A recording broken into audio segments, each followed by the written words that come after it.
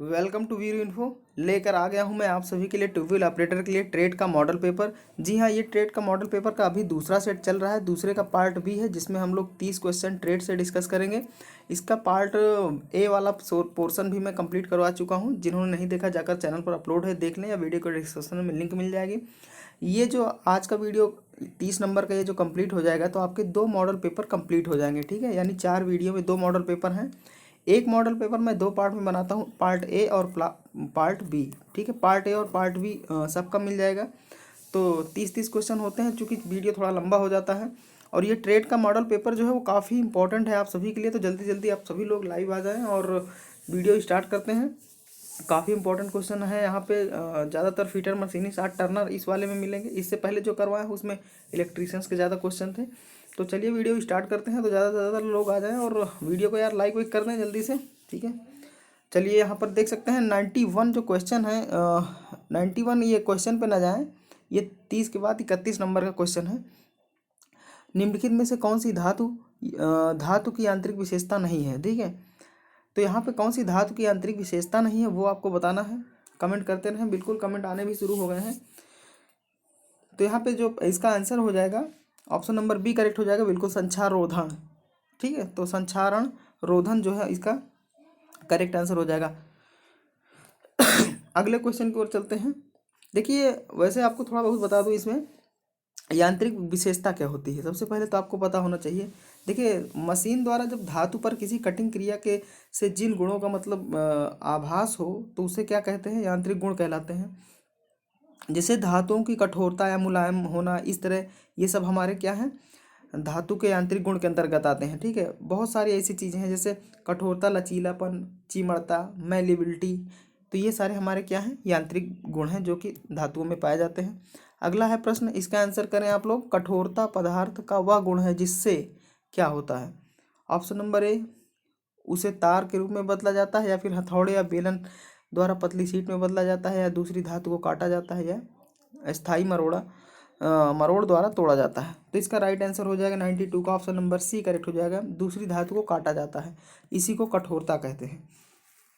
ठीक है, अब यहाँ पे देखिए एक चीज़ समझने वाली है कि ये जो कठोरता होती है, इसी गुण के कारण जो धातुएं होती हैं हमारी, वो रगड़ने, घिस जाने या कट जाने, खुरच जाने का विरोध करती हैं। ठीक है, तो ये चीज़ होती है। और यहाँ पे ये जो होता है इसकी कठोरता, ये ब्रिनेल परीक्षण द्वारा, एक चीज़ और पता होना चाहिए आपको, ब्रिनेल परीक्षण द्वारा मापा जाता है कठोरता किसी पदार्थ की। वैसे 4 होती हैं, लेकिन आपको एक चीज़ ये जानना है, ब्रिनेल एक जानते रहें आप लोग।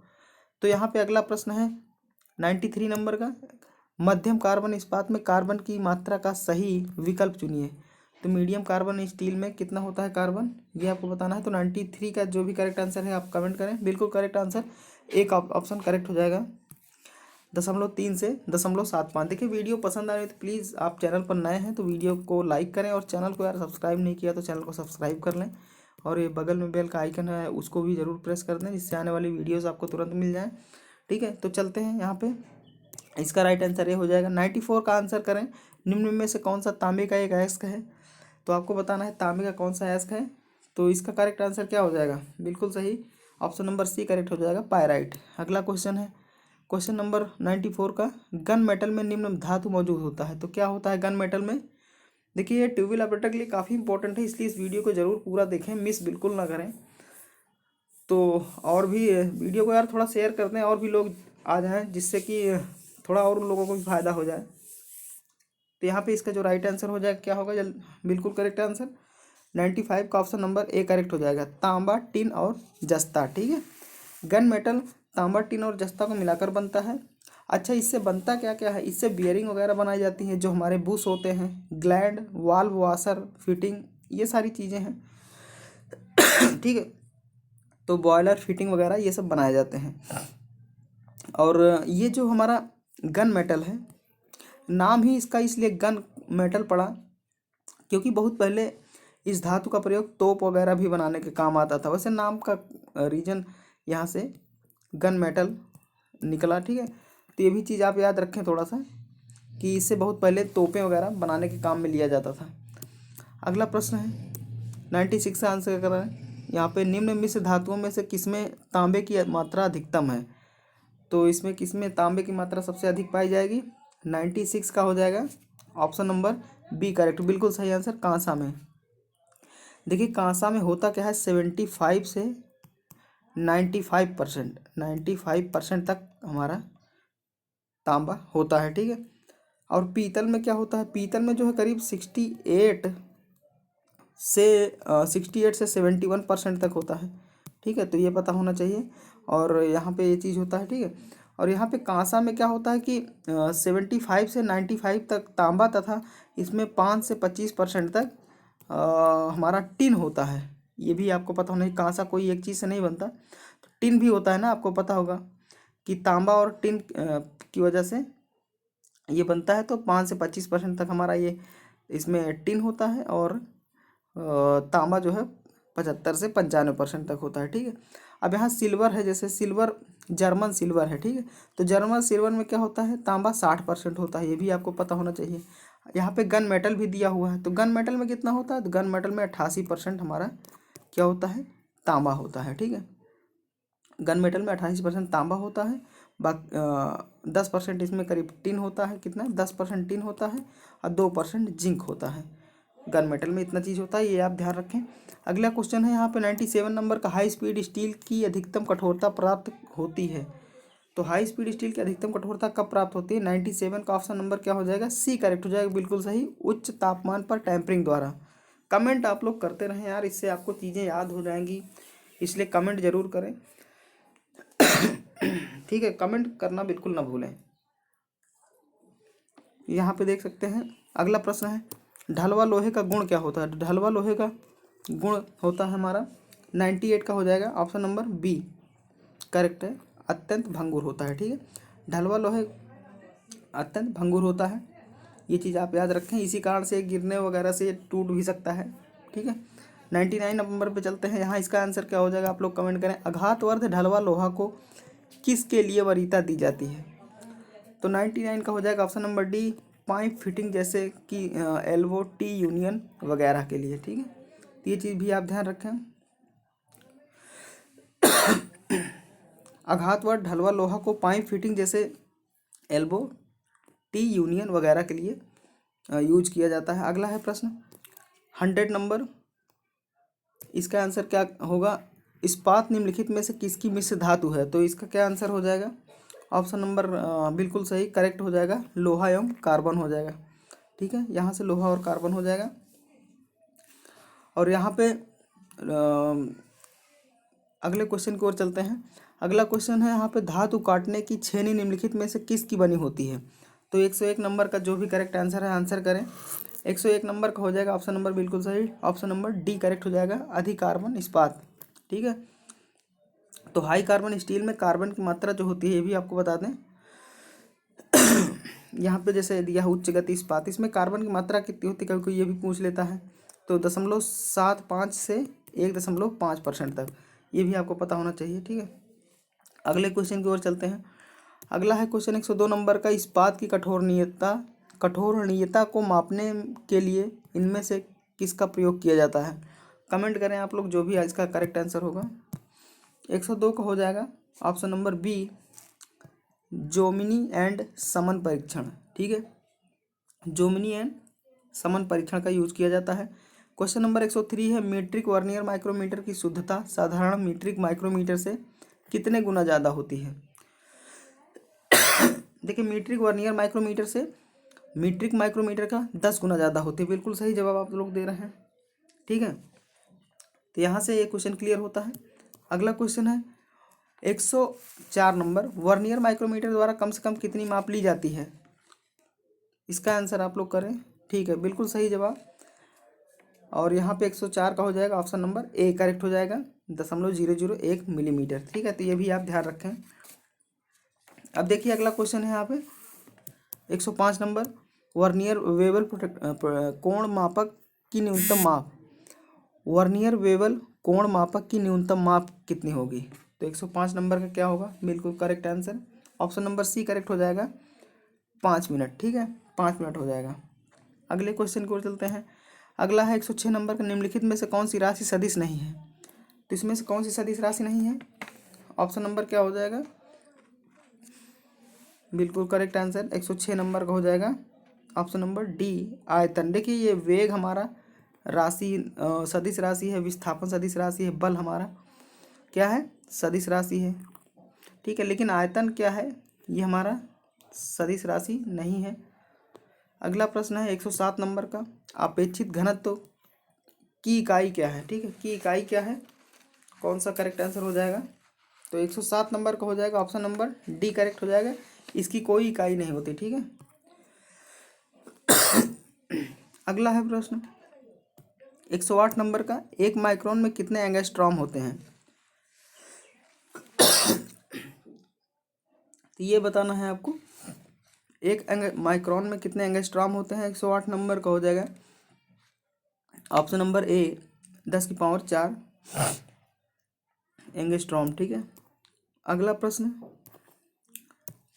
जब एक पत्थर को चांद की सतह से पृथ्वी पर लाया जाए तो क्या होगा? तो यहाँ पे जो हो जाएगा ऑप्शन नंबर बिल्कुल सही वी करेक्ट हो जाएगा। इसका भार बदल जाएगा परंतु द्रव्यमान नहीं बदलेगा, ठीक है। तो 109 नंबर का बी करेक्ट हो जाएगा। तो जब किसी वस्तु को चांद की सतह से पृथ्वी तल पर लाते हैं तो उसके भार में वृद्धि हो जाती है परंतु उसके द्रव्यमान में कोई फर्क नहीं पड़ता। ये चीज़ आपको क्लियर होना चाहिए। मैंने पिछली वीडियो में भी बताया है कि द्रव्यमान हमारा नहीं बदलता लेकिन भार हमारा बदल जाता है, ठीक है। ऐसा क्यों होता है? क्योंकि भार जो है हमारा, ये हमारा जी पर निर्भर करता है। किस पर? जी पर, यानी गुरुत्वीय त्वरण पर निर्भर करता है। इसीलिए भार बदल जाता है लेकिन द्रव्यमान हमारा नहीं बदलता है। अच्छा, भार की बात आई तो भार से मैं आपको एक क्वेश्चन बता दूं, भार का फार्मूला क्या होता है? तो भार बराबर होता है द्रव्यमान, ये आपको पता होना चाहिए, द्रव्यमान गुणे गुरुत्वीय त्वरण होता है, या त्वरण लिख देता हूँ, त्वरण, ठीक है। तो ये चीज़ आपको पता होनी चाहिए। पृथ्वी पर वस्तु जो भार होता है किसी वस्तु का वो कितना होता है? यम इंटू जी होता है, जितना उसका यहाँ पे द्रव्यमान और उसका गुरुत्वीय त्वरण के गुणनफल के बराबर होता है। और चंद्रमा पर क्या हो जाता है? इसी का बटे 6 हो जाता है, यम जी बटे 6 हो जाता है, ठीक है। तो यहाँ से ये चीज़ आपको क्लियर हो गई होगी। अब देखिए अगले क्वेश्चन की ओर चलते हैं। अगला क्वेश्चन है नंबर 110, 1 किलोग्राम भार किसके बराबर है? तो 1 किलोग्राम भार बराबर जो है हमारा हो गया 9.8 न्यूटन, ठीक है। देखिए जितने किलोग्राम भार को अगर मापना हो तो इसका फार्मूला क्या होता है? एन इंटू 9.8 कर दें, ठीक है। तो जितना केजी हो एन की जगह रख दें। यदि 1 किलोग्राम है तो यहाँ एन की जगह हम लोग क्या रख देंगे? 1 गुणे 9.8 कर देंगे। ये हमारा जी का मान है तो इसीलिए 9.8 क्या आ गया? न्यूटन आ गया, ठीक है। अगला प्रश्न है यहाँ पे 110 नंबर का, क्लियर हो गया। 111 नंबर पे चलते हैं। देखिए निम्न में से कौन सा वेग समय ग्राफ का एक समान गति को प्रदर्शित करता है? तो 111 नंबर क्या हो जाएगा? करेक्ट आंसर दें, बिल्कुल करेक्ट आंसर। हाँ, तो यहाँ पे हो जाएगा ऑप्शन नंबर बी करेक्ट हो जाएगा। एक समान क्या हो जाएगा? एक समान समय गति, ठीक है। यहाँ पे वेग समय ग्राफ एक समान गति प्रदर्शित करता है। तो एक समान गति के लिए हमारा कौन सा करेक्ट हो जाएगा? ऑप्शन नंबर ए करेक्ट हो जाएगा। देखिए ऊपर जो हमारा ये वैल्यू दिखा रहा है ये हमारी गति है और इधर हमारा समय दिखा रहा है। तो गति हमारा ऊपर अगर जाती गति तो हमारी गति परिवर्तित होती, लेकिन एक समान का मतलब गति इस तरफ चल रही है ऐसे, ठीक है, सीधे जा रही है। अगर गति ऐसे ऊपर इस तरह चलती तब तो हम गति बढ़ती, लेकिन गति सीधी है इसलिए हर जगह गति का मान जो है बराबर होगा, ठीक है। तो इसलिए गति समान है। ये जो ग्राफ ऐसे जा रहा है जितना है उतना ही बना हुआ है, तो इसलिए यहाँ की वैल्यू सेम है। इसी वजह से यहाँ पे गति समान, ये जो ग्राफ है हमारा ऑप्शन नंबर ए करेक्ट हो जाएगा। अगला प्रश्न है अर्घ मात्रक है, किसका अर्घ मात्रक है? तो 112 नंबर का क्या हो जाएगा? ऑप्शन नंबर ए करेक्ट हो जाएगा, कार्य, ठीक है। कार्य का मात्रक जूल होता है, ये भी आपको पता होना चाहिए, ठीक है। जबकि यहाँ पे अगर बात करें एक जूल बराबर क्या होता है, कभी कभी एग्जाम में भी पूछता है एक जूल बराबर क्या होता है? तो एक जूल बराबर होता है 10⁻7 अर्घ होता है, ठीक है, अर्घ होता है। इसीलिए कार्य का मात्रक अर्घ भी होता है, इसीलिए कार्य का मात्रक अर्घ भी होता है। इसी वजह से 1 जूल बराबर 10⁻7 अर्घ होता है। अगला प्रश्न है एक पंप 2 सेकंड में 180 किलोग्राम जल 4 मीटर की ऊंचाई तक उठाता है, पंप की सामर्थ्य क्या होगी? तो ये इसका जो करेक्ट आंसर हो जाएगा क्या होगा? देखिए यहाँ पे जो भी है करेक्ट आंसर आप लोग देते रहें। तो यहाँ पे हो जाएगा ऑप्शन नंबर डी करेक्ट हो जाएगा, कितना? 3600 वाट। कितना हो जाएगा 3600 वाट। ठीक है, तो यहाँ से 3600 वाट क्लियर हो गया। देखिए अगर इसको लगाने वाली बात हो तो आप इसका थोड़ा लंबा प्रोसेस है। लंबा क्या है, ठीक है मैं बताता हूँ। यहाँ पे जैसे जितना हमारा पंप द्वारा जल को उठाने के लिए किया गया कार्य होगा, यानी कि mgh, ठीक है, mgh बटे जितना समय लगता है वो आप नीचे लिख देंगे। तो mgh का मतलब ये है कि आप जो है कितना, यहाँ पे देखिए जैसे पहले तो यहाँ फार्मूला लिख देता हूँ, mgh बटा टाइम। ठीक है, तो यम का मान कितना है, तो यम मतलब हमारा कितना द्रव्यमान उठाया जा रहा है, तो 180 किलोग्राम, तो 180। ठीक है, अब यहाँ पे जो जी का मान है, जी का हम 9.8 की जगह सीधे 10 लिख देते हैं।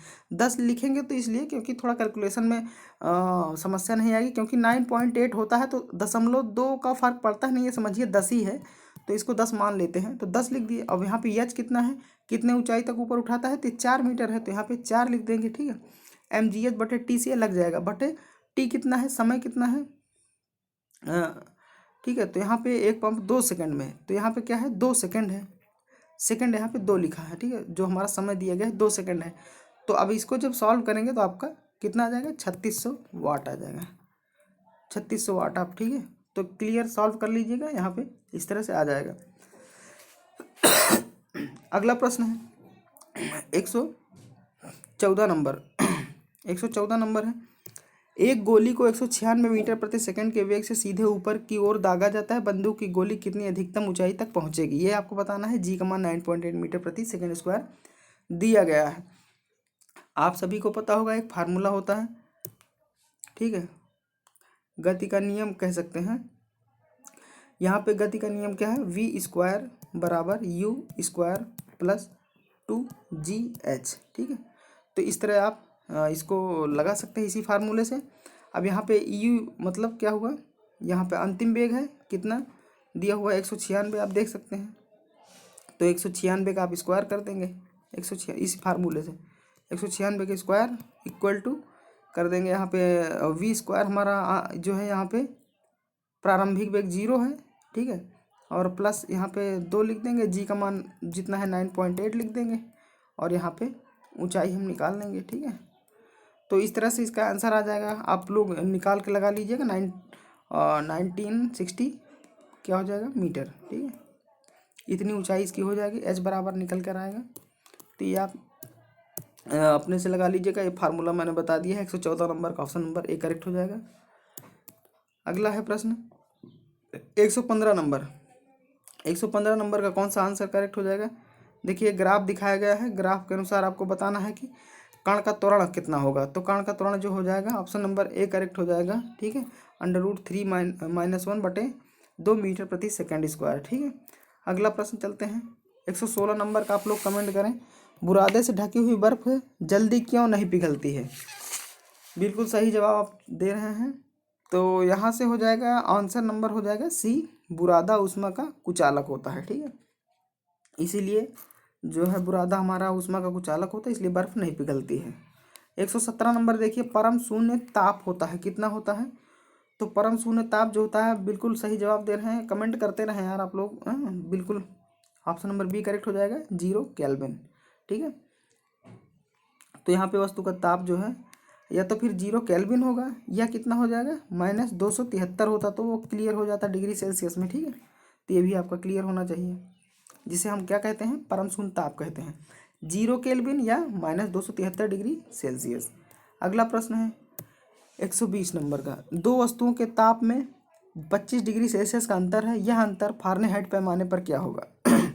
चलिए इसका आप कमेंट मैं छोड़ देता हूँ, वीडियो लाइव ख़त्म होने के बाद आप कमेंट में ज़रूर इसका आंसर कमेंट कर दें। ठीक है, तो इसका फार्मूला मैं बता दूंगा अगले वीडियो में, कमेंट करें जी। ठीक है, काफ़ी लोग कर भी रहे हैं कमेंट यहाँ पे।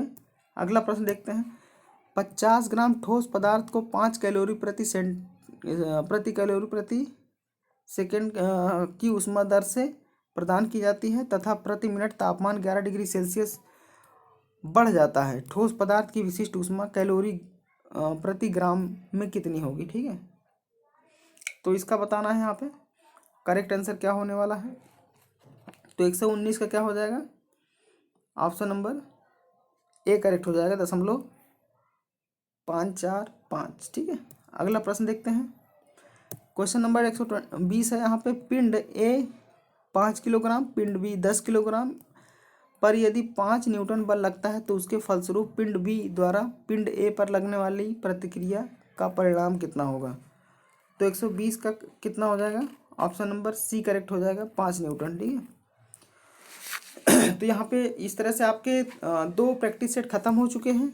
ठीक है, 2 प्रैक्टिस सेट कंप्लीट हो गए हैं ट्रेड के 60-60 नंबर के। तो एक प्रैक्टिस सेट में मैं पार्ट ए और पार्ट बी करके बनाता हूँ। तो पार्ट ए में 30 क्वेश्चन, पार्ट बी में 30 क्वेश्चन, ये दूसरे का पार्ट बी था।